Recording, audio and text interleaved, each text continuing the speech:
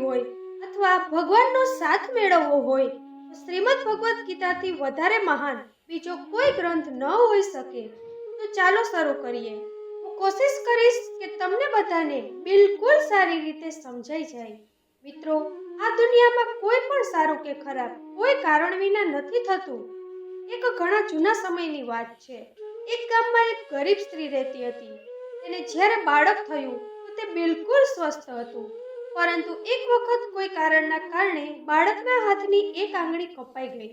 તે ખૂબ જ દુઃખી થઈ ગઈ કે મારા બાળક સાથે આવું કેમ થઈ ગયું, અને તે હંમેશા માટે ભગવાનને એ વાત માટે કહેતી હતી કે ખબર નહીં ભગવાનને મારી સાથે શું દુશ્મની છે, જેણે મારા જ બાળકની આંગળી કાપી નાખી। સમય પસાર થતો ગયો। એ ગામમાં એક વખત સાધુના વેશમાં માયાવી રાક્ષસ આવ્યો। તે રાક્ષસ પોતાની શક્તિ વધારે કરવા માટે ખૂબ જ વધારે બાળકોની બલિ લેવા ઈચ્છતો હતો। એમાં તેણે તે બાળકને જોઈ લીધો। જેવો તે બાળકની બલિ દેવા લાગ્યો તો તેને પોતાના ગુરુની શરત યાદ આવી ગઈ। જે કોઈ બાળકની બલિ દેવી હોય તો તેના બધા અંગ સાજા હોવા જોઈએ। તેણે મજબૂર થઈને તે બાળકને પાછો ઘરે મોકલી દીધો। તેની માએ પોતાના બાળકને સાજો નરવો જોયો તો તેની માને એ અનુભવ થયો કે આ દુનિયામાં જે કંઈ પણ થઈ રહ્યું છે, ભલે પછી તે સારું થઈ રહ્યું હોય કે ખરાબ થઈ રહ્યું હોય, એ કોઈ કારણ વિના નથી થતું। મિત્રો, તેનાથી આપણને એ શીખ મળે છે કે તમે કોઈ પણ હાલતમાં કર્મ કર્યા વિના અને તેનું ફળ મેળવ્યા વિના નહીં રહી શકો। એવું હોઈ ન શકે કે મનુષ્યનું શરીર એક સેકન્ડ માટે પણ કોઈ કર્મ કર્યા વિના રહી શકે। કર્મ કરવું આપણા જીવનનો અભિન્ન હિસ્સો છે। જો આપણે સૂઈએ છીએ ત્યારે આપણું મન નથી હોતું, આપણે સપના જોઈએ છીએ, શ્વાસ લઈએ છીએ। આપણા શરીરના દરેક અંગમાં આપણા શરીરના સૂક્ષ્મ કણ પોતાનું કામ કરવામાં લાગ્યા રહે છે। આપણે કર્મ કરવાથી ક્યારેય બચી શકતા નથી, અને ભગવાન એ પણ બોલે છે કે આપણે કર્મમાં બંધ કરીને ન રાખવા જોઈએ। આપણે જે પણ કરીએ છીએ એ માનીને કરીએ છીએ કે કરવાવાળો હું નથી, પરંતુ કરવાવાળો એ ઉપરવાળો ભગવાન છે। હું તો એકમાત્ર નિમિત્ત છું। તેને કરવા માટે હું એ કર્મને નથી કરતો, પરંતુ તે કામ મારા દ્વારા થઈ રહ્યું છે, મારા દ્વારા કરવામાં આવે છે। જો આપણો વિચાર એ પ્રકારનો હશે તો આપણને ક્યારેય પણ દુઃખ નહીં મળે, આપણને ક્યારેય દુઃખ નહીં થાય, આપણને ક્યારેય ઘમંડ નહીં થાય। તો મિત્રો, બીજાના ગુલામ બનીને ખુશ રહેવા કરતાં આઝાદ થઈને પોતાના દુઃખોનો સામનો કરવો જોઈએ। ભલે તમારી જિંદગીમાં ગમે તેટલા કષ્ટ હોય, પરંતુ જો તમે આઝાદ હશો તો તમે વાસ્તવિક છો। મનુષ્યની ભાગવત ગીતામાં મોતથી પણ ગુલામીને ખરાબ માનવામાં આવ્યું છે। મનુષ્ય કોના ગુલામી નથી, એ પોતાના મનનો, પોતાના વિચારોનો ગુલામ છે। ક્યારેય પણ કોઈ મનુષ્યએ કોઈના ગુલામ ન રહેવું જોઈએ। ભગવાન શ્રી કૃષ્ણ કહે છે કે મનુષ્ય દુઃખી રહે છે તો તેનું સૌથી મોટું કારણ છે મોહ। મોહથી અજ્ઞાન આવે છે, જીવનમાં સમસ્યા શરૂ થાય છે। મહાભારતમાં ધૃતરાષ્ટ્રને દુર્યોધનના ઉપર એટલો મોહ હતો કે તે પોતાના પુત્રને ખોટું કામ કરવાથી રોકી ન શક્યા। ધૃતરાષ્ટ્રને પુત્ર મોહના કારણે ધર્મ અધર્મનું જ્ઞાન જ ન રહ્યું, છેલ્લે બધું જ બરબાદ થઈ ગયું। મહાભારતમાં શ્રી કૃષ્ણએ અર્જુનને કહ્યું હતું કે જ્યારે જ્ઞાનની ધારા વહેતી હોય તો સૌથી પહેલા મોહને તેમાં નષ્ટ કરવું। મોહને એટલા માટે નષ્ટ કરવો જોઈએ કારણ કે મોહ અજ્ઞાન છે। યુનાનના સમ્રાટ સિકંદર પૂરી દુનિયાને જીતી લેવા ઈચ્છતા હતા। એક વખત એક સાધુ મહારાજે સિકંદરને કહ્યું કે તું આ આખી દુનિયા જીતી લઈશ, ત્યારબાદ શું કરીશ? કારણ કે આ સિવાય બીજી કોઈ દુનિયા છે જ નહીં। આટલું બોલીને સાધુ જોરથી હસવા લાગ્યા। સાધુની વાત સાંભળીને સિકંદર નિરાશ થઈ ગયો। સિકંદરે સાધુને કહ્યું કે તમે હસો નહીં, એ વાત સાચી છે, પણ મેં આજ સુધી એ વાત વિચારી ન હતી। સિકંદરે હજી દુનિયા જીતી ન હતી, કારણ કે તે જીતવાના વિચારથી નિરાશ થઈ ગયા હતા। કારણ કે દુનિયા જીત્યા બાદ કોઈ બીજો મોહ નહીં વધે। સિકંદરે સંતને કહ્યું કે તમે હસી કેમ રહ્યા છો? સંતે જવાબ આપ્યો કે તું આખી દુનિયા જીતી લઈશ તો પણ તને નિરાશા જ મળશે, કારણ કે તું દુનિયાને જીતવાના મોહમાં બંધાયેલો છો, જ્યારે મારી પાસે કંઈ જ નથી। કારણ કે હું હંમેશા ખુશ રહીશ, કારણ કે મને કોઈ વસ્તુનો મોહ નથી। મોહના કારણે જ જીવનમાં દુઃખ આવે છે। મોહ ઘર પરિવાર સાથે હોઈ શકે છે, સફળતાનો મોહ થઈ શકે છે, સુખ સુવિધા અને માન સન્માનનો મોહ હોઈ શકે છે। જ્યાં મોહ રહેશે ત્યાં દુઃખ તો આવશે જ। મોહ જ્યારે સફળ થાય છે દુઃખ મળે છે, જો અસફળ થાય છે તો પણ દુઃખ જ મળે છે. શ્રી કૃષ્ણ કહે છે કે જ્યારે કોઈ મોહનો ત્યાગ કરી દે છે તો તેને મારી કૃપા મળી જાય છે. મોહ રહિત વ્યક્તિ પરમ આનંદ પ્રાપ્ત કરે છે. એટલા માટે મોહનો ત્યાગ કરવો જોઈએ. જે આપણી પાસે છે તેનાથી સંતોષ રાખવો જોઈએ. વધારે મેળવવાનો મોહ રહેશે દુઃખ મળવાનું નક્કી છે. ભગવાન શ્રી કૃષ્ણ કહે છે જે થયું તે સારું થયું, જે થઈ રહ્યું છે તે સારું થઈ રહ્યું છે, જે થશે તે પણ સારું જ થશે. તમે ભૂતકાળનો પસ્તાવો ન કરો, ભવિષ્યની ચિંતા ન કરો. વર્તમાન ચાલી રહ્યું છે. તમારું શું ગયું જેથી તમે રોવો છો? તમે શું લાવ્યા હતા જે તમે ખોઈ નાખ્યું છે? તમે શું બનાવ્યું હતું જે તમે નષ્ટ કરી નાખ્યું છે? ન તો તમે કંઈ લઈને આવ્યા હતા. જે લીધું તે અહીંથી જ લીધું છે. જે આપ્યું તે અહીં જ આપ્યું છે. જે લીધું તે આ ભગવાન પાસેથી લીધું છે અને જે આપ્યું તે આ ભગવાનને જ આપ્યું છે. ખાલી હાથ આવ્યા હતા અને ખાલી હાથ જ જવાનું છે. કે આજે તમારું છે, કાલે બીજા કોઈનું હતું, પરમ દિવસે બીજા કોઈનું હશે. તમે તેને પોતાનું સમજીને તેમાં લીન થઈ રહ્યા છો. બસ આ જ પ્રસન્નતા તમારું દુઃખનું કારણ છે. મિત્રો, એક વખતની વાત છે.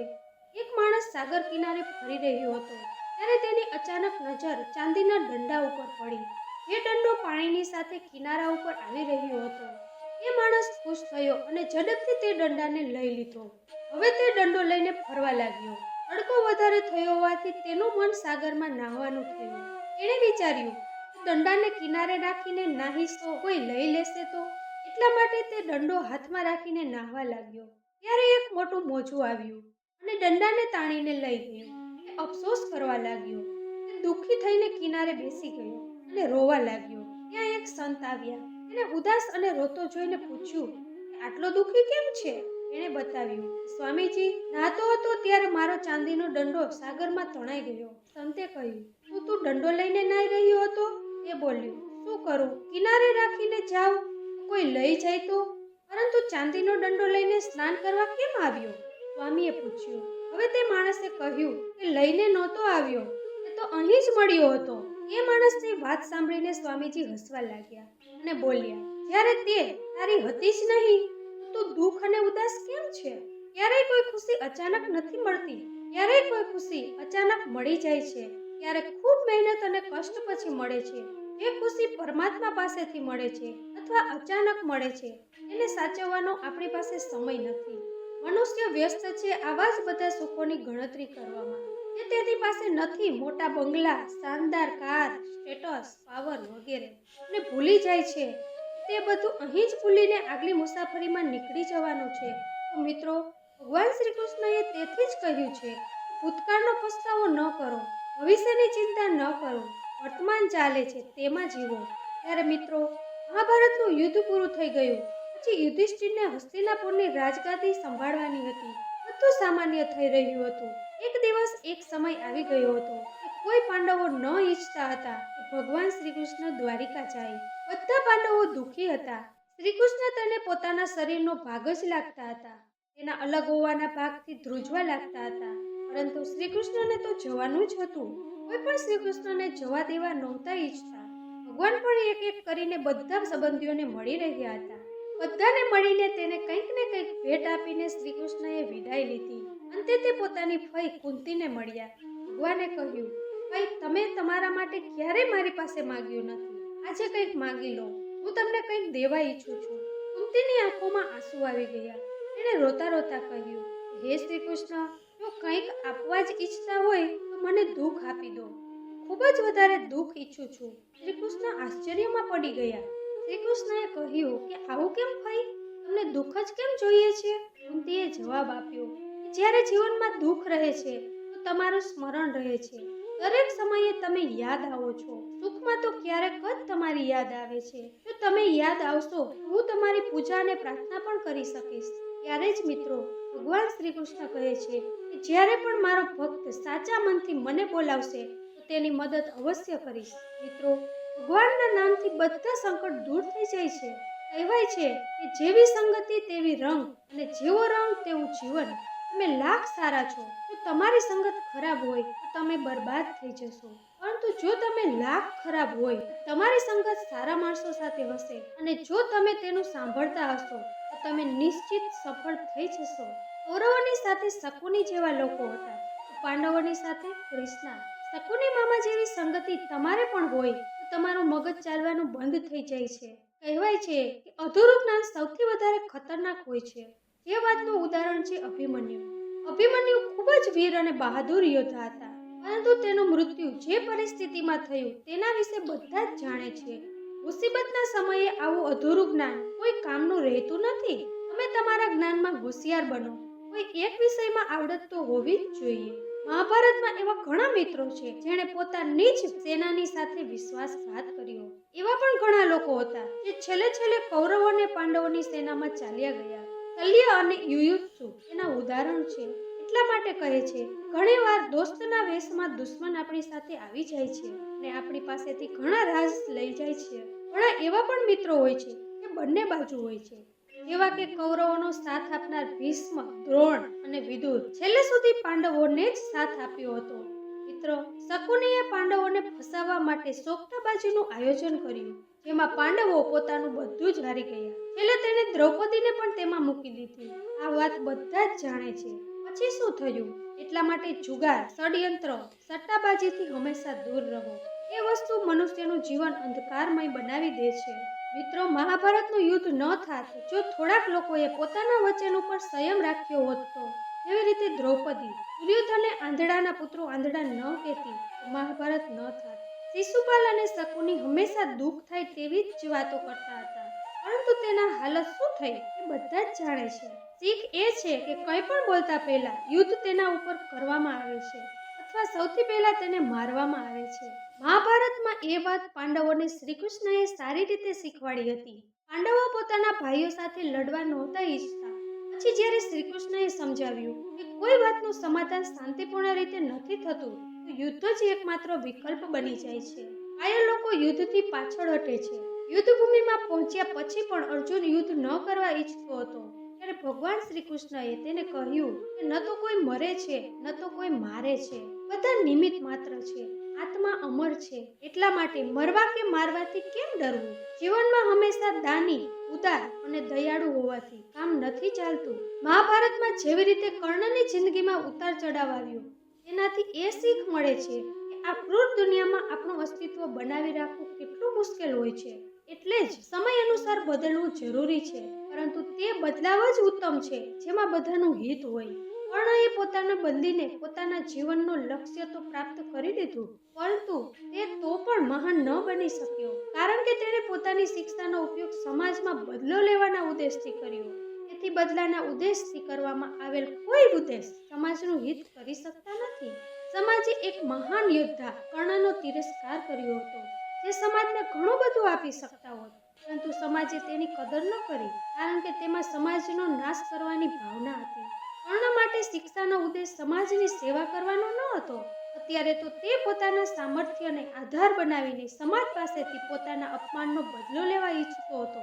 સમાજ અને કર્ણ બંનેને પોતપોતાના દ્વારા કરવામાં આવેલ અપરાધનો દંડ મળ્યો છે અને આજે પણ મળી રહ્યો છે. કર્ણ જો એ સમજે કે સમાજ એક વ્યક્તિનો ભાગ છે, તેને આપણે લોકોએ જ બનાવ્યો છે, તો સમાજને બદલવાનો પ્રયત્ન ન કરતા અને સમાજ પ્રત્યે નફરત ન કરતા ઈમાનદાર અને બિનસરસ સામર્થ્ય દેવાવાળો મિત્ર પણ તમારું જીવન બદલી શકે છે.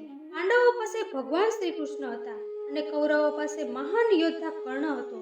એ બંને શ્રેષ્ઠ જ હતા. એ બંનેએ પોતપોતાના પક્ષોને પૂરેપૂરો સાથ અને સહયોગ આપ્યો હતો. જો કર્ણને છલથી ન મારવામાં આવે તો કૌરવોની જીત નક્કી હતી.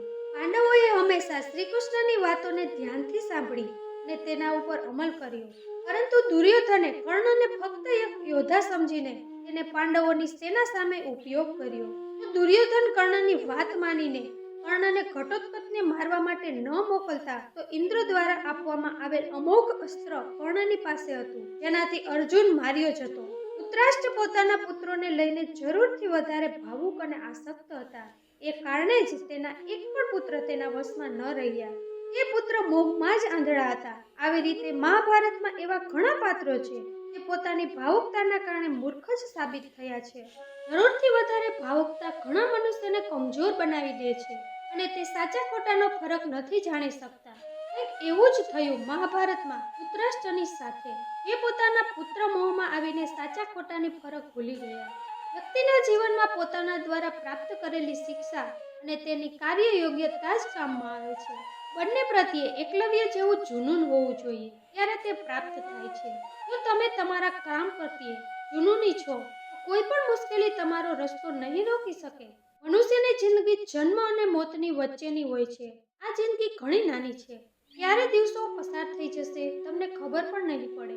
એટલા માટે દરેક દિવસનો ભરપૂર ઉપયોગ કરવો જોઈએ. ઘણા એવા પણ કર્મ કરવા જોઈએ કે જે તમારા આગલા જીવનની તૈયારીના હોય. વધારે ને વધારે કાર્ય કરો. ઘર અને કાર્યાલય સિવાય એવા કાર્ય કરો જેથી તમારી સંતાન પણ યાદ રાખે. ગીતા પણ એ સંદેશો આપે છે કે દરેક મનુષ્યએ દરેક સમયે એવું જ કર્મ કરવું જોઈએ જે તમારા જીવનને સુંદર બનાવી શકે. પોતાની સારી સ્થિતિ, બેંક બેલેન્સ, સંપત્તિ, સુંદર રૂપ, વિદ્યાનો ક્યારેય અહંકાર ન કરવો. ધની, જ્ઞાની, શક્તિશાળી પાંડવોએ વનવાસ ભોગવ્યો અને અતિ સુંદર દ્રૌપદી પણ તેની સાથે વનમાં ફરી. સમયનો ખેલ વિચિત્ર છે. એ અંબાનું જીવન ભીષ્મના કારણે બરબાદ થઈ ગયું હતું. તેણે શ્રીખંડીના રૂપમાં જન્મ લઈને ભીષ્મ સાથે બદલો લીધો હતો. મહાભારતમાં એવા ઘણા ઉદાહરણ છે જેનાથી એ પ્રેરણા મળે છે કે ઘમંડને વિનાશનું કારણ બનાવતા વાર નથી લાગતી. અતિ વધારે લાલચ મનુષ્યની જિંદગીને નર્ક બનાવી દે છે. જે તમારું નથી તેને અનીતિપૂર્વક લેવાનો પ્રયત્ન ન કરો. આજે નહીં તો કાલે તેનો દંડ અવશ્ય મળે છે. હંમેશા શાંત રહેવું, તેનાથી તમે તમારા જીવનમાં પોતાને ખૂબ જ મજબૂત બનાવી શકશો. કારણ કે લોખંડ ઠંડુ થયા પછી જ મજબૂત થાય છે, પરંતુ ગરમ થયા પછી તેને કોઈ પણ આકારમાં ફેરવી શકાય છે.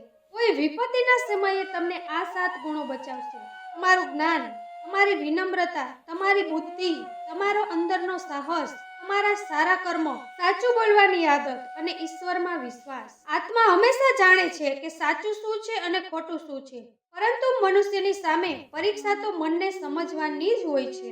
મુશ્કેલ સમયમાં વ્યક્તિ એકલો થઈ જાય છે, પરંતુ મુશ્કેલીના કારણે તે વ્યક્તિ મજબૂત થઈ જાય છે. જે તમને સન્માન આપે છે તેને સન્માન આપો. હેસિયત જોઈને માથું નમાવવું કાયરતાનું લક્ષણ છે. હે અર્જુન, જે ક્યારેય ન હર્ષ કરે, ન દ્વેષ કરે, ન શોક કરે, ન કામના કરે, જે શુભ અને અશુભ કર્મનો ત્યાગી છે, તે જ્ઞાની મનુષ્ય મને અતિ પ્રિય છે. મને મેળવવાના 3 રસ્તા છે: ધ્યાન યોગ, જ્ઞાન યોગ અને કર્મયોગ. તેમજ તે બધામાં કર્મયોગ સૌથી ઉત્તમ છે. જે મનુષ્ય પોતાના જૂના કપડાનો ત્યાગ કરીને નવા વસ્ત્રો ધારણ કરે છે, તેવી જ રીતે આત્મા જૂના શરીરનો ત્યાગ કરીને નવા શરીરને ધારણ કરે છે. એ જ પ્રકૃતિનો નિયમ છે. એ સત્યનો સ્વીકાર કરીને ભયમુક્ત જીવન જીવવું જોઈએ. કોઈ ઉપર વિશ્વાસ કરવો હોય તો તેની વાતો ઉપર નહીં, તેની હરકતો ઉપર ધ્યાન આપો. ગુસ્સાના સમયમાં થોડીવાર રોકાઈ જવાથી અને ભૂલના સમયે થોડા નમી જવાથી જીવન ખૂબ જ સરળ બની જાય છે. ભગવાન શ્રી કૃષ્ણ કહે છે કે જે મનુષ્ય મને જાણી લે છે તેના માટે આ સંસારમાં બીજું કંઈ જાણવાનું બાકી નથી રહેતું. એવા મનુષ્ય જન્મ મરણના બંધનમાંથી મુક્ત થઈ જાય છે. જે મનુષ્ય ભગવદ્ ગીતાને સમજીને તેના ઉપર અમલ કરે છે, તેના બધા દુષ્ટ કર્મોનો પ્રભાવ નાશ થઈ જાય છે. જે ભાગ્યમાં છે તે ભાગીને આવશે, અને જે ભાગ્યમાં નથી આવીને પણ ભાગી જશે. એવી રીતે હવાની લહેર નાવને ફેરવી નાખે છે, એવી જ રીતે મનુષ્યની ઈચ્છા વ્યક્તિને ફેરવી નાખે છે. એક સમજદાર વ્યક્તિ તે છે જે બીજાની વિશેષતાઓને જોઈને શીખે છે, તેની સાથે સરખામણી નથી કરતા. શાસ્ત્ર ફક્ત શરીરને ઘાયલ કરી શકે છે, પરંતુ શબ્દ આત્માને પણ ઘાયલ કરી શકે છે. જે મનુષ્ય પોતાને પરમાત્માથી અલગ નથી સમજતા, ન તો શરીરને પોતાનો કોઈ સંબંધ માને છે, તે હંમેશા માટે જન્મ મરણમાંથી મુક્તિ મેળવી લે છે. ખુશ રહેવું હોય તો જીવનનો નિર્ણય પોતાની પરિસ્થિતિને જોઈને લેવો. જે દુનિયાને જોઈને જીવનનો નિર્ણય લે છે તે હંમેશા દુઃખી રહે છે.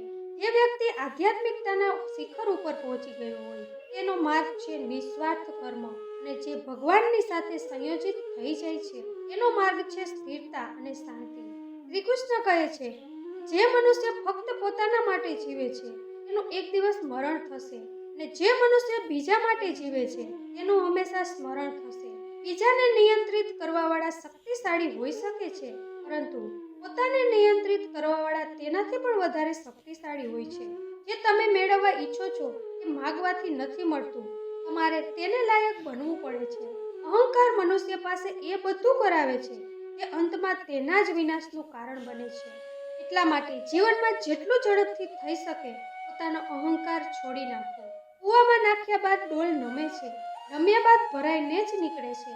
જીવન પણ કંઈક આવું જ છે. જે નમે છે તે અવશ્ય કંઈક ને કંઈક લઈને જ આવે છે. આ જ જીવન જીવવાનો સાર છે. ઘણીવાર વિરુદ્ધ પરિસ્થિતિ આપણી વર્તમાન પરિસ્થિતિને સારી કરવા માટે આવે છે. ગીતામાં શ્રી કૃષ્ણએ કહ્યું છે કે મનુષ્યએ ફળની ઈચ્છા છોડીને કર્મ ઉપર ધ્યાન આપવું જોઈએ. મનુષ્ય જેવું કર્મ કરે છે તેને ફળ પણ તે અનુસાર જ મળે છે. એટલા માટે વ્યક્તિએ સારા કર્મ કરતા રહેવું જોઈએ.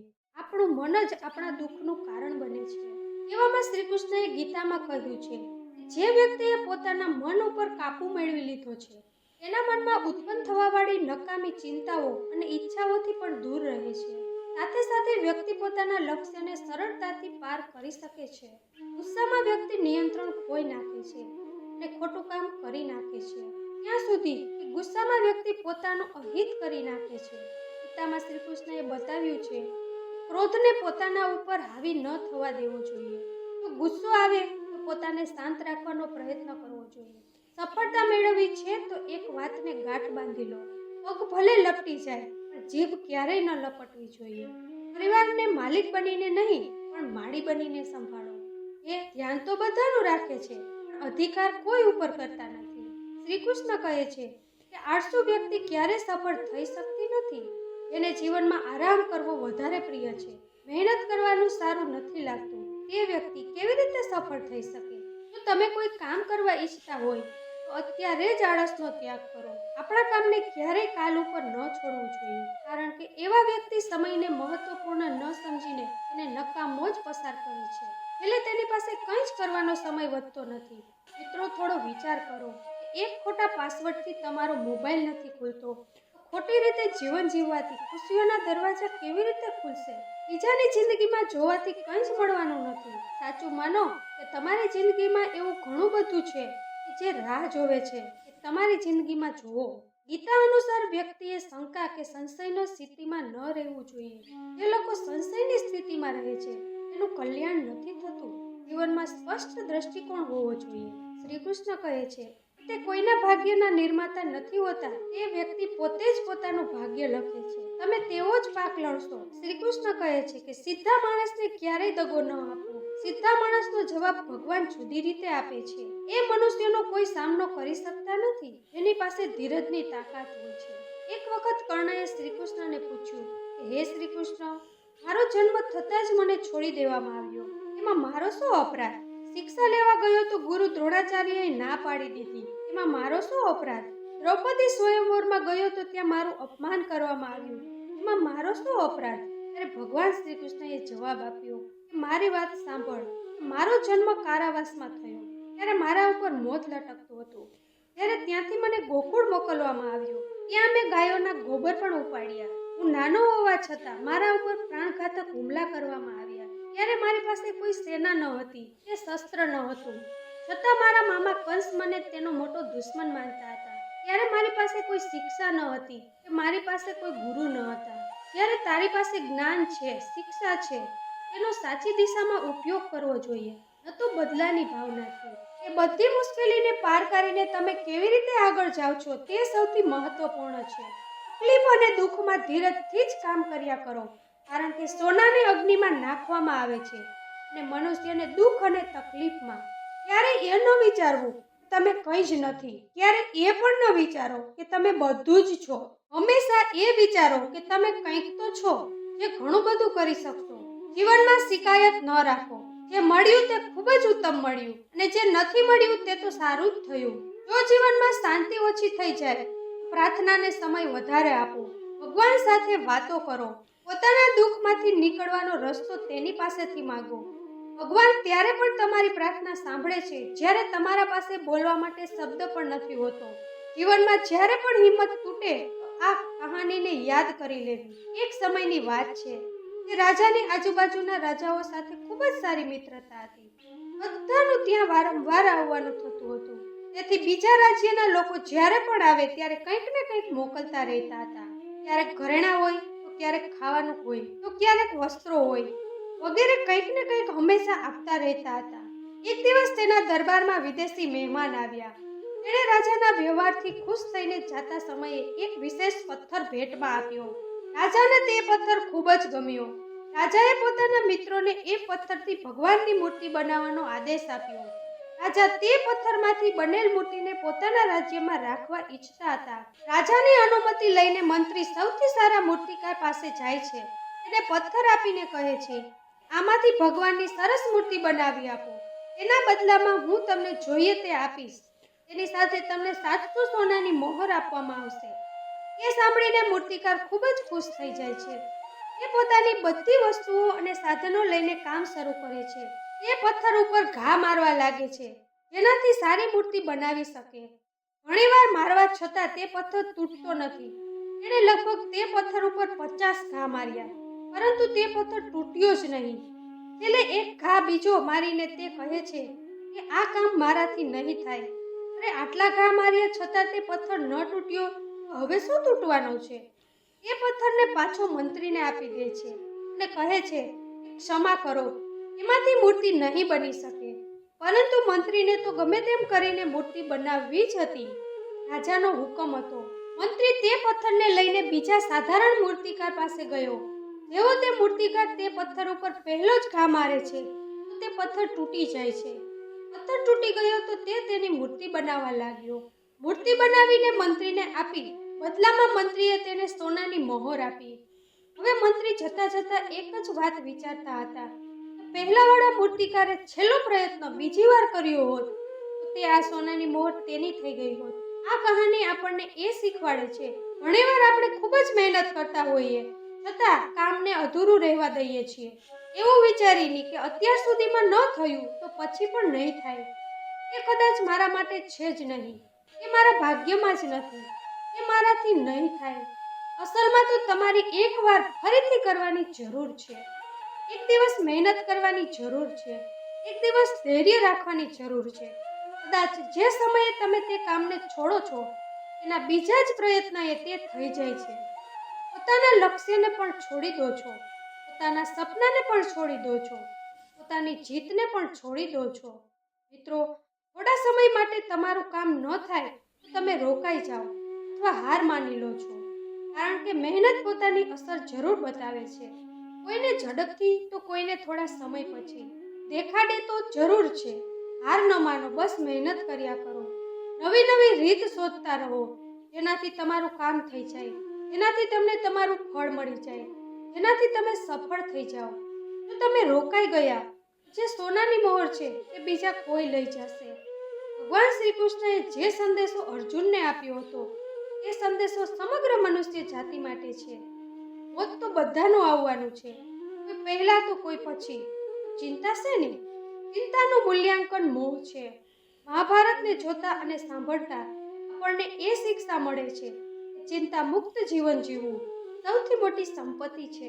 તો મિત્રો, તમને આજનો વિડીયો જરૂર સારો લાગ્યો હશે તો કમેન્ટ કરીને જરૂર જણાવજો. આવા જ વિડીયો જોવા માટે અમારી ચેનલને સબસ્ક્રાઇબ કરજો, તેમજ લાઈક અને વધારેમાં વધારે શેર કરજો. ધન્યવાદ. ફરીથી મળીશું મિત્રો આવા જ વિડીયો સાથે. ત્યાં સુધી તમારું ધ્યાન રાખજો, હસતા રહેજો અને હંમેશા ખુશ રહેજો.